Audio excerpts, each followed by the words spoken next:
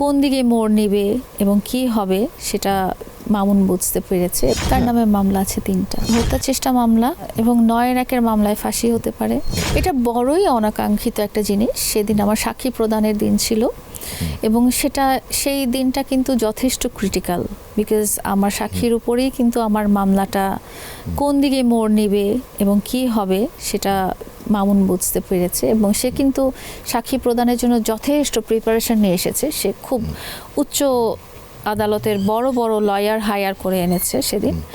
তো আমার সাথে কোর্টে, যেহেতু আমি বলেছি যে আমি খুবই একা মানুষ, আমার সাথে কোর্টে এই ধরনের পরিচিত ছোট ভাইরাই আমার সাথে কোর্টে অ্যাকম্পানি করে, বিকজ সকাল থেকে এতক্ষণ পর্যন্ত আমি যাই অ্যান্ড নানা রকম কাগজপত্র ধরার ব্যাপার থাকতে পারে। তো ওই দিনও যেটা ছিল যে সাক্ষী প্রদানের দিন ছিল এবং আমার সাথে ওরই বন্ধু লিখন অ্যাকম্পানি করেছে এবং লিখনের কাছে আমার খুবই কোর্টের জন্য খুবই গুরুত্বপূর্ণ কিছু অরিজিনাল ডকুমেন্টস এবং প্রমাণাদি লিখনের হাতে দিয়েছিলাম এবং লিখনের হাতে দিয়ে আমি আসলে নিজে ক্যারি করা তো ডিফিকাল্ট এত কিছু, তো যেটা আমি কোর্টে প্রেজেন্ট করব এটার একটা ব্যাপার ছিল যে আমি এটা কোর্টে প্রেজেন্ট করব।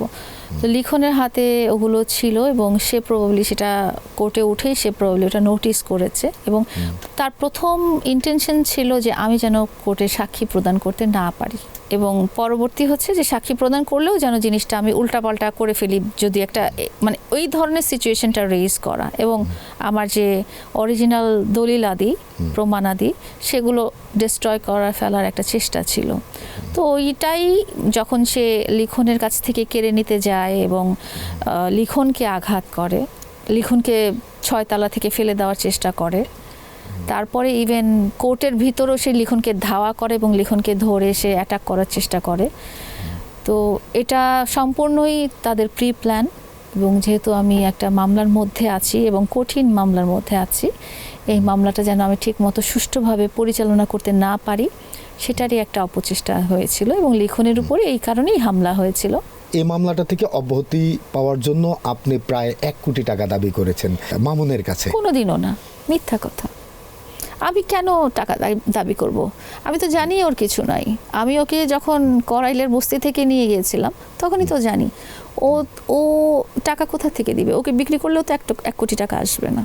সো আমি 1 কোটি টাকা ওর কাছে কেন দাবি করব? একেবারেই মিথ্যা এবং ভিত্তিহীন কথা। তার নামে মামলা আছে 3টা। আমার ধারণা হচ্ছে যে হত্যা চেষ্টা মামলা এবং 9-1 মামলায় ফাঁসি হতে পারে, তারপরটাও হত্যা চেষ্টা মামলা।